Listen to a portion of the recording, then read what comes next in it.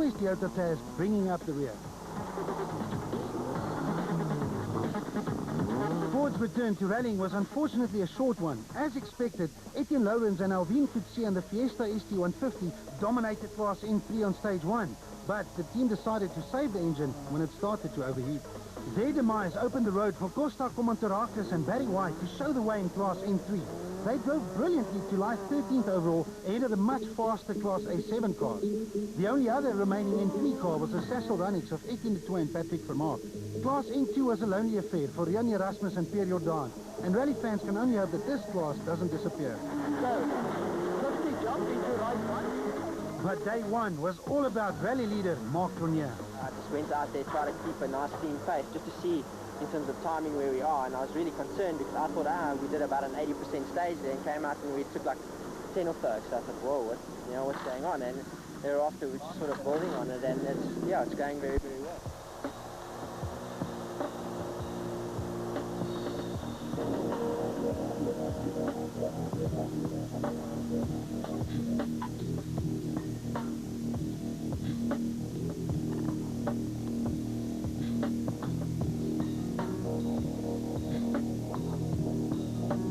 After a blistering day, it was time to pack up and go home, only to do it all over again on day 2.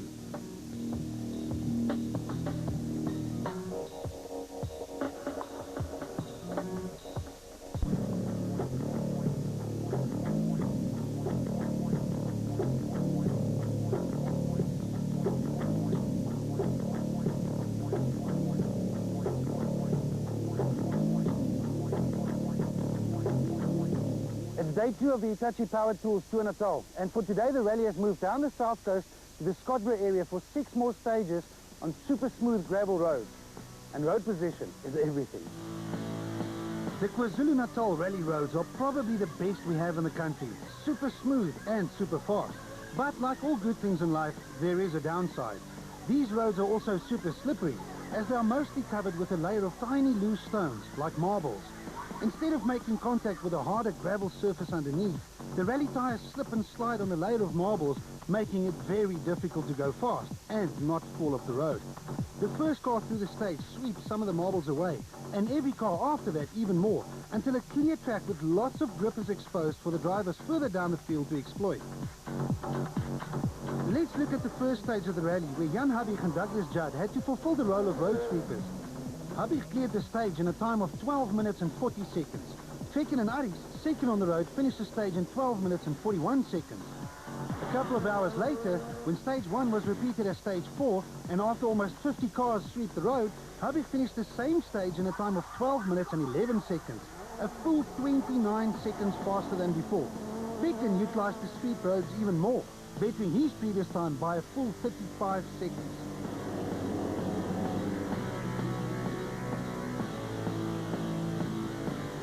Day 1 of the Hitachi Power Tools Tour Natal was therefore a sprint race, as the top 8 drivers get to choose where they want to start day 2. Marc Cronje and JP Damso made the best of their road positions on day 1 and blitzed the field to lead the way.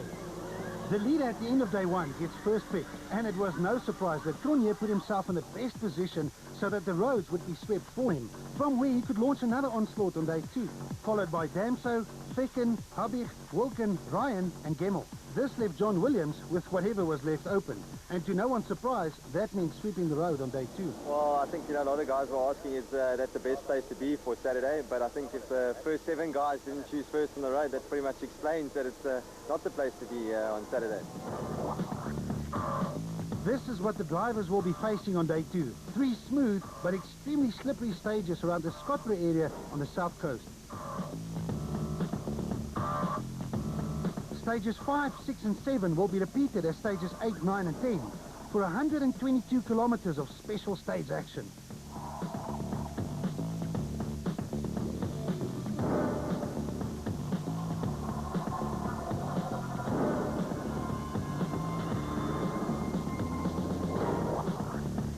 So, first up, stage 5, Esperanza, 22.7 kilometers.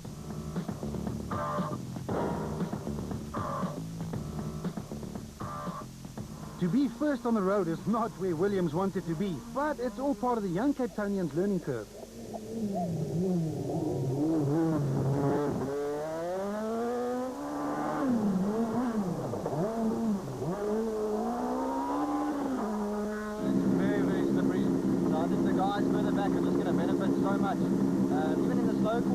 right in the car. It's like marbles, just sliding all over the show.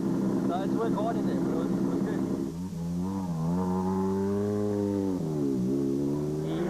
3, 2, 1, go. Max right long, C80. Gemmell and Marsh were next and also found the conditions to be slippery. Their time of 16 minutes 26 seconds was well off the stage-winning pace. Nicholas Ryan and Skalk van Heerden took 3 seconds longer than the Williams combination, but finished the stage safely nonetheless. As soon as you go on the racing line, you're everywhere. You've got to brake a little bit earlier also. You don't know when the braking point can be or how far you can get the car to stop. Then came Wilkin and Godridge in the N4 Subaru. After mixing it with the S2000s on day one, Wilkin was determined to move up the leaderboard. But at this sort of pace, things can go horribly wrong very quickly.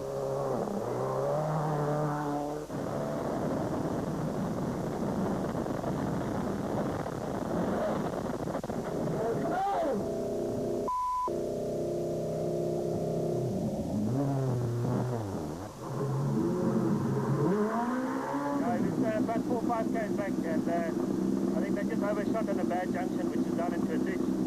So I don't think they'll get out of there.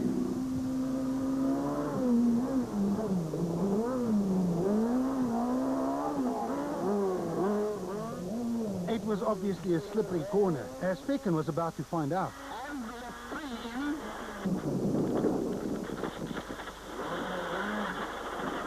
We almost went off where Star went off, so it's quite tricky. All these mulberries, if you go middle of the line, then you trouble.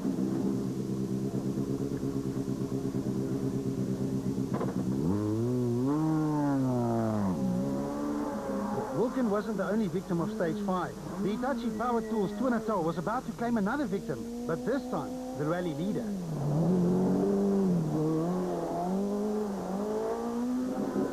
Unfortunately, Mark, I think, went wide on one stage. He slid off the road into the sugar cane. Mark went off in a right line, reasonably gently into the sugar cane. He looks like he beached over there.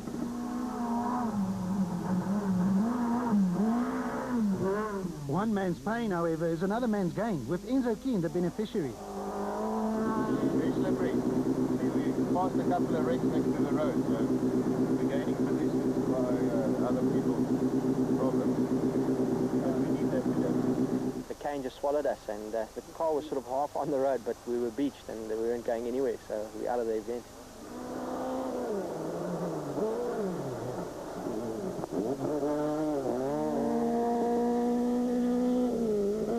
Well, with Cornier out of the event, the dice is now really hotting up between Fecken and JP. But that sounds like a very sick S2000 engine. Don't know, it doesn't sound very good at the moment, but could be maybe electrical. Picked up a misfire like 5 k's in the stage, and it's not the misfire that's there all the time, and then yeah, to find it's going to be a problem now.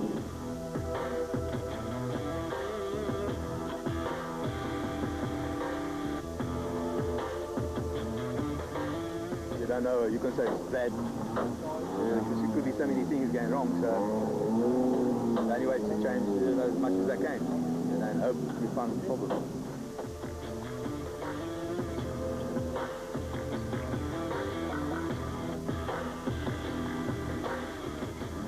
We thought it was electrical, but I think it's more engine. Not too sure yet what it is, but I think it's something to do with the engine. So try to start it now again, and there's like no compressions. Rather call it a day. We are doing well. We started off way back on the order. Progressed up to 6. Every stage we get better and better, and looking forward to the rest of the stages. Soon, Van Niekerk would rise up the leaderboard even more rapidly, thanks to another top team having some in-car trouble. Care, slow left, long, 30, double caution. Slow right, very narrow bridge, and double caution.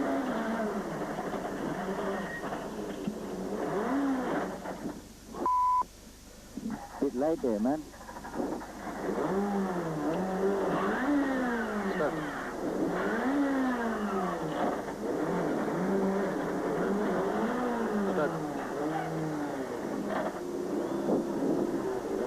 right. Just right, just right.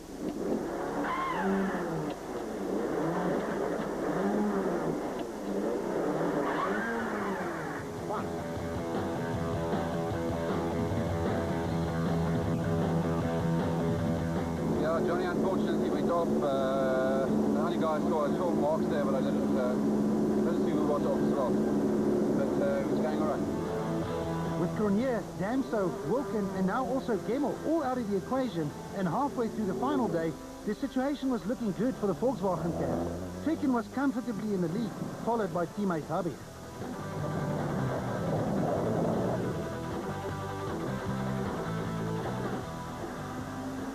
Van Niekerk was suddenly in third, only 2 seconds in front of Williams.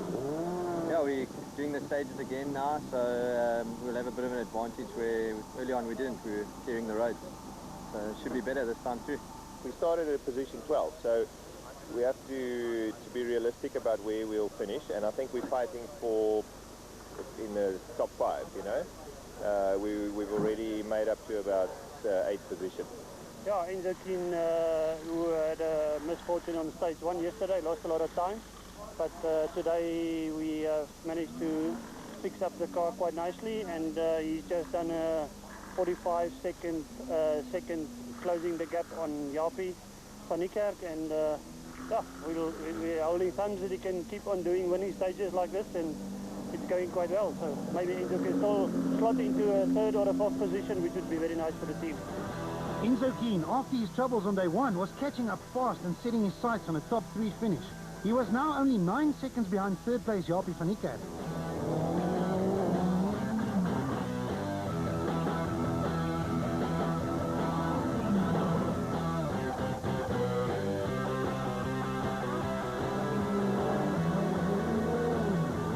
Stages 8, 9 and 10 were repeats of stages 5, 6 and 7, so no more concerns about road sweeping. It was now a straight dice.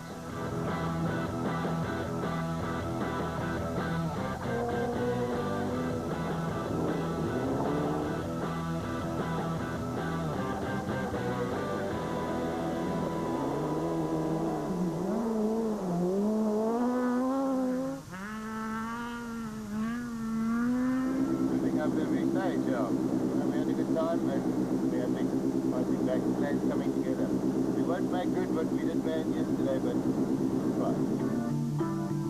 Hubby hadn't given up yet, hoping to still catch teammate Fecken to take the win. He set the fastest time in stage 8, but with Fecken only 3 seconds slower, it wasn't going to be enough to reel in his teammate. The question, however, was how long would it take Keen to pass Williams and Van Niekerk for 3rd? Williams finished the stage in 16 minutes 10 seconds. Van Niekerk went 3 seconds better to stretch his lead over Williams to 5 seconds, but Keen was on a charge. He needs just 3 seconds from Williams to take 4th, or 10 seconds from Van Niekerk to jump to 3rd. No, Enzo's been around, so he'll put his foot down definitely. He's already passed Williams, but is it enough to get 3rd place? No, the time is 9 seconds faster than Van Niekerk, so they are tied with just 2 stages to go.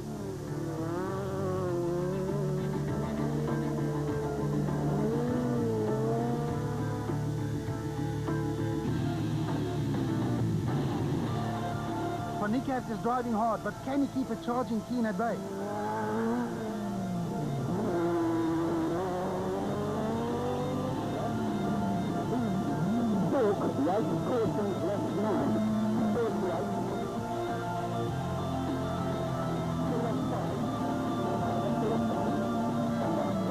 No, unbelievable. Keen has clawed his way from last to 3rd.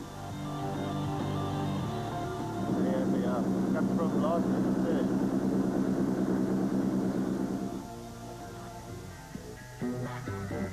Only 24.72 kilometers stood between Hergen, Fecken and Pierre Harries and their first taste of champagne of the 2008 season.